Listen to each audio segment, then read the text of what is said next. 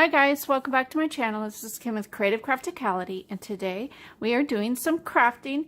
I will be making these cute little journaling booklet tags, and they are using some notebook paper that I have dyed. I also used some cut-aparts from the paper collection that I used to make my new Easter junk journals that are in my shop, so go ahead and check those out. The link for my Etsy shop is down below.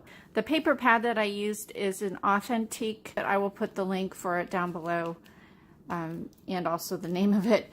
So I have these two here. There are 4 sheets in the little book, and they're great for doing journaling in or adding pictures to add into a little tuck spot. On this one, I have some rickrack at the top, and then some ribbon and a vintage button, and I sewed this all on here. On this one, I have this fun little trim here at the top, and then ribbon and a vintage button, and then I sewed this all the way around on this piece. So these are super easy to make, just a quick little craft with me.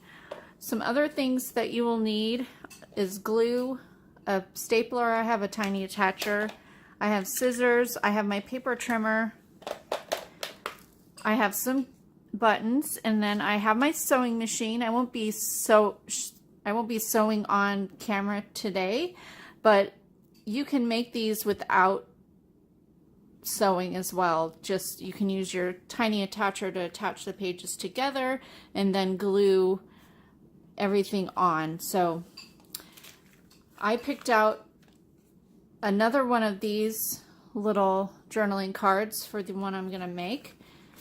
I'm pretty much going to be making the same one as this here. So I have my tea stained paper, I have my little piece of trim, and this piece of ribbon here. So what we want to do to start off is to take our paper.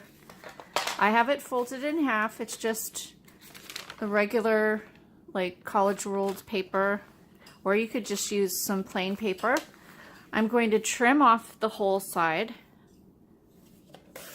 and then I'm going to cut it, fold it, kind of just notch it at the top here.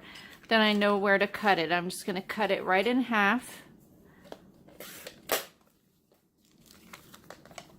and then put one inside the other to make the little booklet here. And then what you want to do now is either decide if you want to use a stapler and staple this at the top. You could also punch holes up here with a hole punch and tie it just with the ribbon to keep it together. Or what I'm going to do is stitch it across here. So what I'm going to do first though is I'm going to glue my trim on here, because this trim is a little bit more difficult to sew without it moving around and stretching out. So I'm going to glue this and let it dry and then stitch over the top of this. I'm also going to stitch this on first before I stitch them together. So if you want to do any stitching, do that here before you put it together. It just makes it a little bit more difficult when it's all put together. So I'm going to go do my stitching on here, and I will be back. So I sewed it on the top here, and I just did a zigzag stitch. I put my stitch at 3.5 for the size of the stitch, and then just stitched through the first page of my little booklet. Then I put the other piece of the paper inside there and went ahead and stitched across the top here. And I did glue this down and let it dry before I sewed over the top, but it just helped. It did kind of catch right here a little bit because it kind of came up a little bit, but it helped overall to make it stay while I was sewing and not get caught up in there. So now what I want to do is staple my ribbon at the top.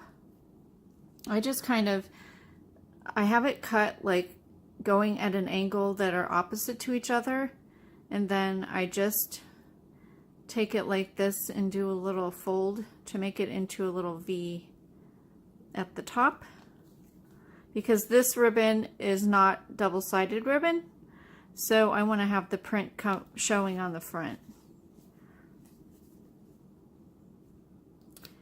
And then I'm just going to take my tiny attacher or your stapler, whatever you have, and put a couple little staples there, and then come in with my button.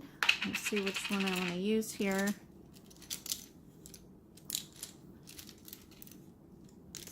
Red. I have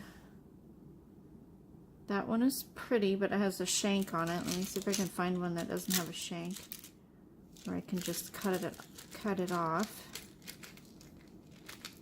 Here's one down here, I think I'm gonna use. Oops. There we go. Here's one, and that's the same as this one, and it already has the thread in it, so that's kind of cool. So I'm just going to take my tacky glue, or you can use hot glue as well, and put that right on top to cover up the staples. And you can decorate this however you want to, add more. Just need to add more glue.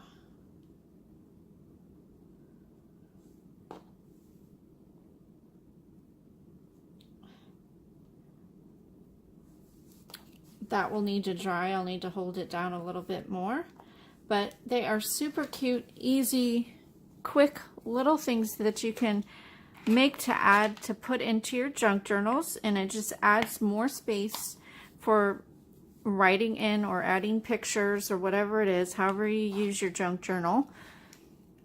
But they're just quick and easy, and they look really cute. Hope you liked this little craft with me. Give me a thumbs up if you did. Leave me a comment and subscribe. Go ahead and check out my Etsy shop. These little booklets will be one in each one of my little Easter junk journals. And if you follow me on Instagram, you'll see some other sneak peeks of things that I make. And also favorite my Etsy shop, because then you get notified every time I put something new in my shop. So thanks for coming along with me today. I'll see you again next time. This is Kim with Creative Crafticality. Bye. God bless.